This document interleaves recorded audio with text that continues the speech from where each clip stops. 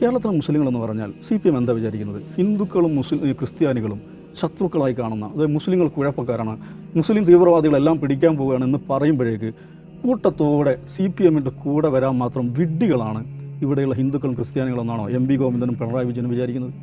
കേരളത്തിൽ Muslim community എന്ന് പറഞ്ഞാൽ മറ്റേതൊരു കമ്മ്യൂണിറ്റിയേക്കാളും കൂടുതൽ മറ്റ് മതസമൂഹങ്ങളുമായിട്ട് എൻഗേജ്മെൻ്റുള്ള ഒരു കമ്മ്യൂണിറ്റിയാണ്.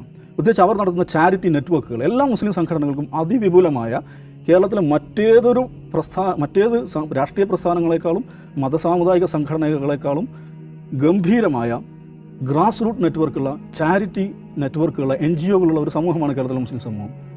അവർ നടത്തുന്ന എൻഗേജ്മെൻറ്റും എല്ലാ മതസമൂഹങ്ങളുമായിട്ടും അതിവിപുലമായ സജീവമായ എൻഗേജ്മെൻറ്റുള്ള ഒരു കമ്മ്യൂണിറ്റിയാണ്. അപ്പോൾ അവരിൽ ഏതെങ്കിലും ഒരു നെറ്റ്വർക്കിനെ ചൂണ്ടിയിട്ട് ഇവന്മാർ അപകടകാരികളാണ്, നിങ്ങളൊക്കെ പിടിച്ച് പുഴുങ്ങാൻ പോവുകയാണ് എന്ന് പിണറായി വിജയൻ പത്രസമ്മേളനം നടത്തുമ്പോഴേക്കും അത് വിശ്വസിക്കുന്നവരല്ല. പിണറായി വിജയൻ്റെ പാർട്ടിക്കുള്ളതുപോലെയോ ചിലപ്പോൾ അതേക്കാൾ കൂടുതലോ മറ്റ് സമൂഹങ്ങളുമായിട്ട് എൻഗേജ്മെൻറ്റുള്ളൊരു സമൂഹമാണിത്.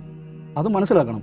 അവരെ പറഞ്ഞ് പേടിപ്പിച്ച് പോക്കാച്ചി വരുന്നേ എന്ന് കുഞ്ഞുങ്ങളെ പറഞ്ഞ് പേടിപ്പിക്കുന്നത് പോലെ ഇവിടെയുള്ള ഹിന്ദു സമൂഹത്തെയും ക്രിസ്ത്യൻ സമൂഹത്തെയും മുസ്ലിങ്ങളെക്കുറിച്ച് പറഞ്ഞ് പേടിപ്പിച്ചാൽ നമുക്ക് വോട്ട് വാരിക്കളയാം എന്നാണ് ഇവർ വിചാരിച്ചത്. പക്ഷേ ഒരു കാര്യമുണ്ട്, അങ്ങനെ പറഞ്ഞാൽ പേടിക്കുന്ന കുറച്ച് ആളുകളുണ്ട്.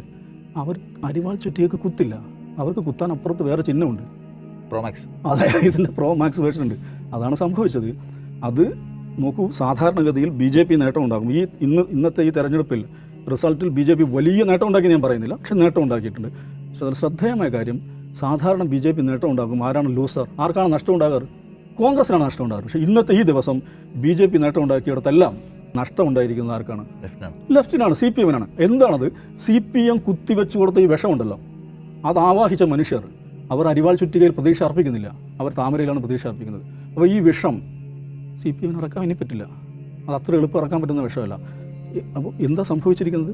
ഉത്തരത്തിലുള്ളത് പോവുകയും അപ്പുറത്തുള്ളത് കിട്ടാതിരിക്കുകയും ചെയ്ത, നമുക്ക് ഈ ഔട്ട് ഓഫ് ബോക്സിൽ നമ്മൾ ഒരുപക്ഷെ ഏറ്റവും കൂടുതൽ തവണ പറഞ്ഞാണ് CPM ഈ കളി കളിക്കരുത്. ഇത് കളിച്ചു കഴിഞ്ഞാൽ നിങ്ങൾക്ക് നഷ്ടമാണ് ഉണ്ടാകാൻ പോകുന്നത്. നിങ്ങളെക്കാൾ മികച്ച രീതിയിൽ ഇത് കളിക്കാൻ പറ്റുന്ന ആളുകൾ ഇവിടെ ഉണ്ട്.